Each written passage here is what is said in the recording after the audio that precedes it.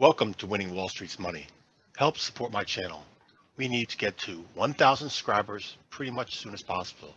So then I go live streaming because YouTube policy, they won't let me go live until I have 1,000 subscribers. Thank you to all the folks out there that have subscribed to my YouTube channel. If you have not yet, please take this moment now with helping me. Click subscribe. Next, click the bell. And next, click all. This helps you receive a notification when I post my next videos. Plus, click the thumbs up button and every time you watch my videos.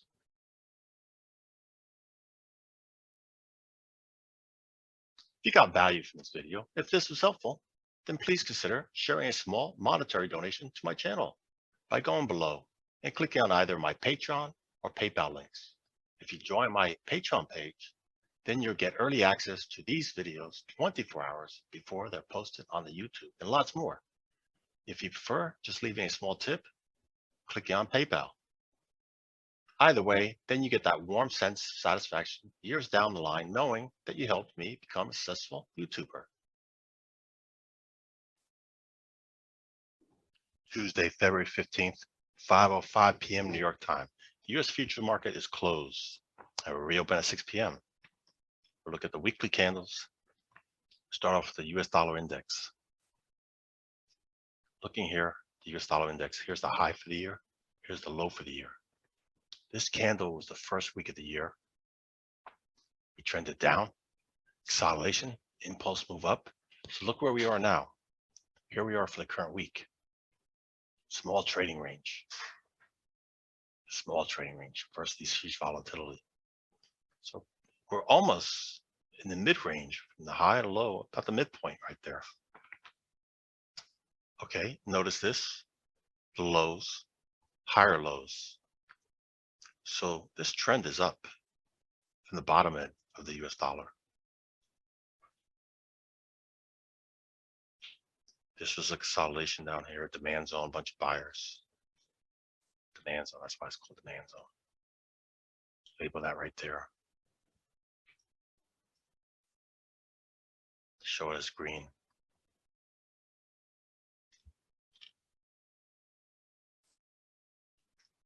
Okay, don't worry about that. So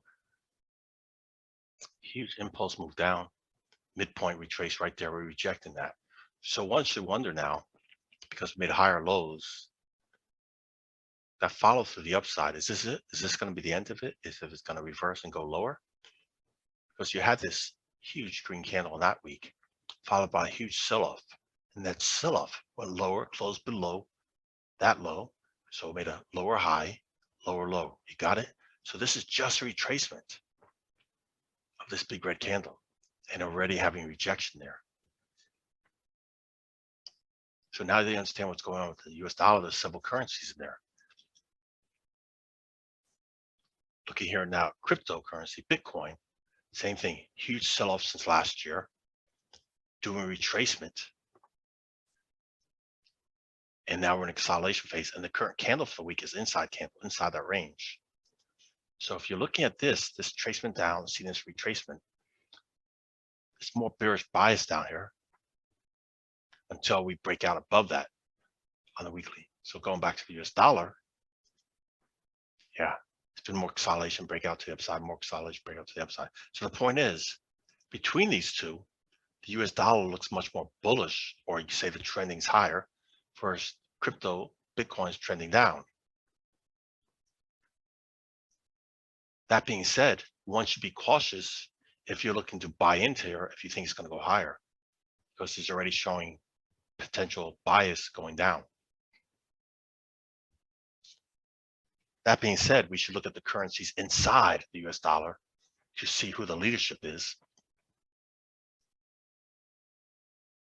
So we'll start looking at the major currencies in the US dollar, and those could be traded individually because there's certainly a lot of policy going on worldwide in each country, not just on yields, but other policies that affect their strength of the currency. We're looking here at the euro, same thing, each candle's a week.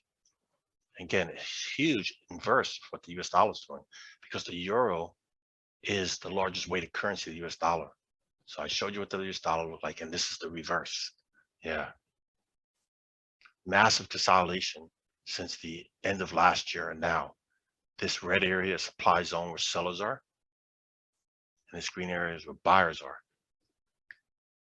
So because this current candle came down, retraced midpoint, if you're bullish on euro, this may be the place to be buying it. If you're wrong, you get out. Or one might consider seeing if it comes down here, see how it reacts. And if it goes up here, maybe look to be a seller. It's in a range. Huge consolidation. Japanese yen, second largest currency in the US dollar. Look, that current trend is down. Down. It's back inside the demand zone where buyers were. So even though the trend is down, each time it's been going into this demand zone, buyers have been stepping in. Yeah, the current candle's inside candle for the week, so it's undecided. But again, if you're bullish, this might be the place to be consider buying it. British pound, the third largest currency in the US dollar. The end of last year, at the beginning of this year, the trend was up. It's done a retracement down here. See, that trend has been up. So now you're seeing this red candle, small trading range, but has a tail on the bottom. Same with the red candle, tail on the bottom. Price 135. Buyers are stepping in here. So if you're bullish, maybe this is the place to buy it here. And then one wants it to go higher. Yeah.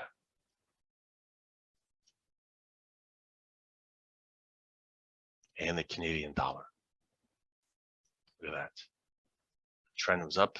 That was the high of the year up here. Sold off, huge impulse move down. So all this is in a consolidation phase of that big red candle. Tight consolidation, yeah. And that's not looking so well. Massive impulse move down. Each time these candles retested it. Yeah, retested it, retasted it. Hello, somebody's hungry. Bunch of sellers came in here. Don't forget, Canadian dollar, like the Australian dollar and New Zealand dollar are heavily commodity-based countries. So commodities get more expensive, such as your metals and your energy sources. One would expect their currencies to be strengthened. Swiss franc, huge trading range. Look at all this trading range since last year. Yep. Supply zone where sellers have been, and demand zone where buyers have been. 2 weeks in a row, inside candles. In the trading range, getting smaller and smaller. It's building a wedge. And it's going to break out one way or the other.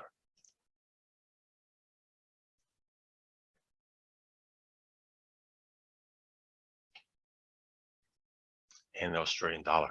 Yep. Consolidation, breakdown, consolidation.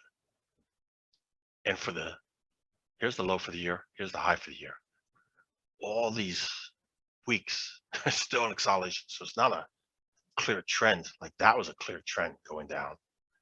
Yeah, these are smaller trends within consolidation.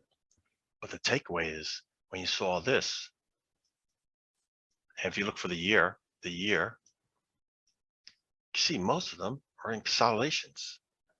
In consolidations for all these weeks already been. That's very interesting. And that momentum's not going to stay. Something's going to change. Something's going to break out one way or the other. And you have to determine several of them we saw are either at demand zones or coming off demand zones. Demand zones, demand zones, supply zones. Okay, so these top three currencies, the euro, the yen, the pound, being those are the three heavily weighted currencies in US dollar, let's look at the currencies against those on their own. We're going to start off with the euro pairs. The euro. Already spoke about the euro US dollar. So let's go to the euro yen.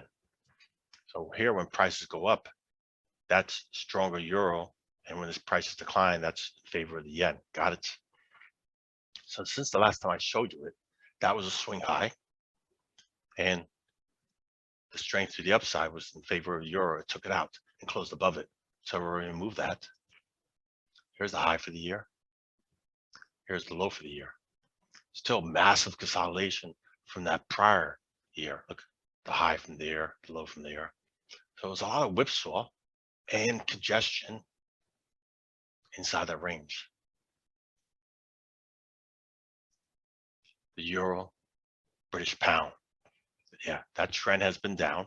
Again, first three letters are euro, followed by British pound. So when this declines, that's giving strength to the British pound. You have British pound gaining strength against the euro. Took out that swing low, closed above it. That's giving strength to the euro because if prices go higher, it's back in the favor of the British pound. But even though that huge impulse move up, consolidation, look, still below 85. So one would expect this may be going lower. And again, that would be favor of British pound. What policy are each of them doing to give one the other favor? Strength. Euro, Canadian dollar. Yes, just remember here. Euro, US dollar, massive consolidation, the Euro, US dollar. Euro, Japanese yen, a lot of whipsaw, but still in the bigger picture, consolidation. Euro, British pound, still consolidation. Euro, Canadian dollar, huge consolidation. Euro, Swiss franc, that's clear, huge breakout. So massive consolidation, small trading range. And when this broke out to the upside, yeah, that's all in favor of the euro against the Swiss franc. Then it did a retracement. Look at this. Right now it's forming a bullish pin bar. So if it closes like that at the end of the week, we would expect this is going to go higher, higher, higher. That means less people want to hold the safe haven currency, Swiss franc, go to the euro. So this potential could become a trigger. The euro, Australian dollar. If we took out that swing high that was here for last year, we removed that. As soon as we took that out in the green candle, sold off immediately. Yep. And now we're in this demand zone of buyers. Again, if you're bullish euro against the Australian dollar, this is the place to be buying it. And if you're bearish, well, a break below there, you might be going short. Well, that was for the euro. Let's go on to the next largest currency in the US dollar, the yen. We already spoke about the US dollar yen. We already spoke about the euro yen. Now we'll look at the yen pound. That was the high for the year. We already took it out there and closed below it. Rejected it. Here's the low for the year. So huge consolidation. The British pound and yen. So when these prices go higher, it's in favor of the British pound. Well, you could look at this as a stop hunt. And remove this. And we closed it, rejected it. So there's a bunch of sellers up here. So this, excuse me. Apologize. This is an inside candle. That means the high and low was taken out. Well, look at when that happens here. We broke below it and went lower. So if this closes an inside candle, I would say this is more bearish bias in favor of potential reversing. Well, we'll see what happens at the end of the week when this gets done. But the fact is, there's a bunch of sellers up here until we break it and go higher. It's still bearish bias. Canadian dollar, Japanese yen, huge consolidation, tight trading range too for the year. There's the high for the year. This is the low for the year right there. Big difference from those two economies. Being that Canada dollar gets stronger on the increase of commodities, where Japan is huge importing energy sources. Tight trading range, yeah. This could go on for a long time. But again, once it breaks out one way or the other, expect that new trend. Swiss franc, Japanese yen, two safe haven currencies. So prices go higher, it's in favor of the Swiss franc. What are we on right now? Consolidation. Here's the high for the year.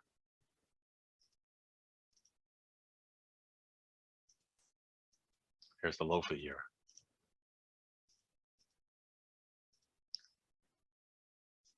An inside candle.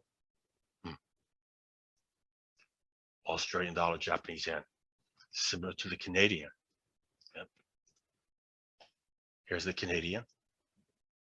Here's the Australian. Very similar, the patterns. Yeah, so looking here on the Japanese yen against these major currencies, I'm seeing most of it's in consolidation phase. Go on to the next, which would be the British pound, a third largest currency in the US dollar. We already spoke about the pound US dollar. As we already spoke about the pound Japanese yen. Oh no, we haven't done that one. That's the one we'll do now. Yeah. Oh no, yeah, we did speak about that. Now we're looking at the euro British pound. We already spoke about that. Euro Canadian dollar. There we go. Euro and Canadian dollar. Huge consolidation. High for the year here. Low for the year. Again, huge consolidation. Consolidation. Breakout to the upside. Consolidation. Building momentum to the upside. Small trading range for the week. Okay, potential trade out there is a break above the swing high. Maybe we'll run up to that midpoint. British pound, Swiss franc.